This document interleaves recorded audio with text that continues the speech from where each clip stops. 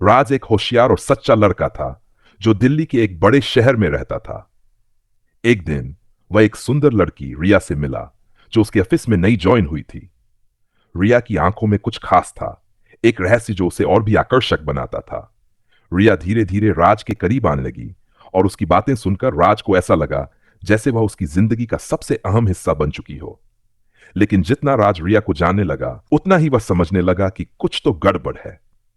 रिया हमेशा किसी न किसी वजह से रात को घर लौटने में देर करती थी और राज ने महसूस किया कि उसकी आंखों में एक अजीब सी खामोशी छुपी रहती थी।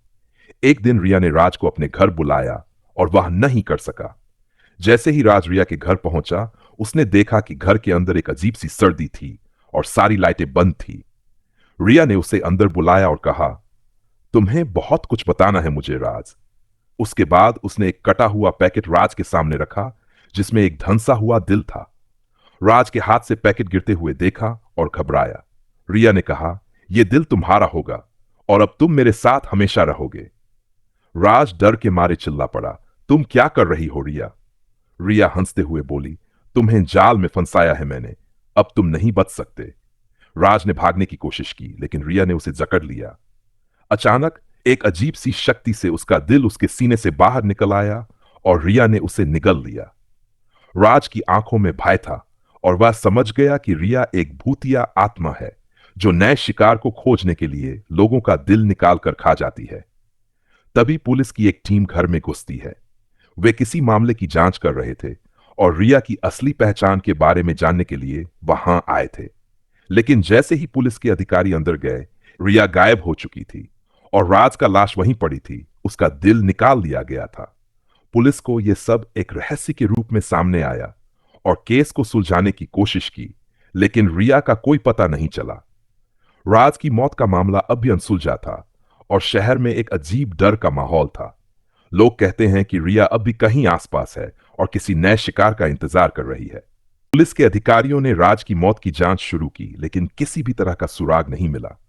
रिया का कोई नामो निशान नहीं था। हालांकि शहर में अजीब घटनाएं घटने लगीं। लोग रात को अकेले बाहर जाने से डरने लगे थे। शहर में एक सख्त खौफ छा गया था, जैसे कोई अज्ञात शक्ति लोगों को डराने की कोशिश कर रही हो। कुछ दिन बाद एक और युवक विक्रम, जो कि राज का दोस्त था, अचानक गायब हो गया। विक्रम की गुमशुदगी के बाद पुलिस ने एक बार फिर उस जगह की जांच शुरू की जहां राज की मौत हुई थी। पुलिस के अधिकारी अचंभित रहे क्योंकि उन्होंने पाया कि रिया के घर की दीवारों पर अजीब अजीब निशान बने हुए थे, जैसे किसी ने खून से लिखा हो। एक दीवार पर लिखा था, तुम सब मेरे शिकार हो और अब मैं तुम्हारे दिल को खाऊंगी।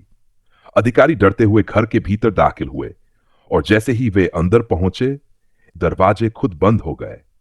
एक अजीब सी सिहरन महसूस हुई, जैसे हवा में कुछ गड़बड़ हो। अचानक पुलिस को एक पुरानी अलमारी में विक्रम की खून से सनी हुई लाश मिली। विक्रम का दिल भी गायब था। पुलिस के अधिकारी समझ नहीं पा रहे थे कि यह सब कैसे हो रहा है। तभी एक आवाज आई, क्यों डरते हो पुलिस वाले, मैं अब तुम्हें भी अपने जाल में फंसा लूंगी। यह आवाज रिया की थी, लेकिन उसकी कोई परछाई कहीं नहीं दिख रही थी। पुलिस ने फैसला किया कि रिया के घर को पूरी तरह से सील कर दिया जाए, लेकिन जैसे ही उन्होंने घर को बंद किया, दीवारों में दरारें पड़ने लगीं और अंदर से अजीब आवाजें आने लगीं। एक पुलिस अधिकारी ने देखा कि रिया का चेहरा अचानक दीवार से उभरकर बाहर आ रहा था और उसके हाथों में विक्रम का दिल था। वह बोली, अब तुम सब मुझे रोक नहीं सकते। पुलिस अधिकारी घबराए हुए बाहर भागने लगे, लेकिन दरवाजे अपने आप बंद हो गए। अंदर एक घना अंधेरा था और फिर से वही डरावनी हंसी गूंजने लगी। एक एक कर सभी अधिकारी अंदर गायब हो गए। बाहर खड़ी पुलिस टीम को कुछ समझ नहीं आया। तभी एक और युवक अर्जुन, जो कि पुलिस में था और जिसने पहले ही रिया के बारे में सुनी थी, अब केस को सुलझाने के लिए एक अलग रास्ते पर चला। अर्जुन ने पुराने दस्तावेजों और रिया के परिवार के इतिहास को खंगाला। उसे पता चला कि रिया कभी किसी गांव में रहती थी जहां एक प्राचीन तंत्र मंत्र का इस्तेमाल होता था। रिया का परिवार इसी तंत्र से जुड़े रहस्यों में डूबा हुआ था। रिया का असल नाम कुछ और था और वह एक अजीब शक्ति के तहत लोगों के दिल निकालकर अपनी जिंदगी बढ़ाती थी। अर्जुन ने फैसला किया कि वह अकेले रिया का सामना करेगा। एक रात वह फिर से रिया के घर पहुंचता है, लेकिन उसे एक शोर सुनाई देता है, जैसे रिया उसे बुला रही हो।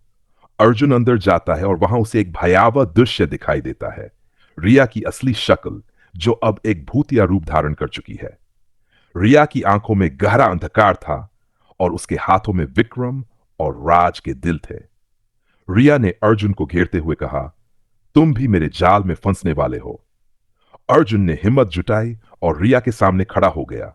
वह जानता था कि उसे रिया का असली राज जानना होगा और उसी को खत्म करने का एक तरीका निकालना होगा। लेकिन जैसे ही उसने रिया को पकड़ने की कोशिश की, रिया ने उसे अपनी जादुई शक्ति से जकड़ लिया।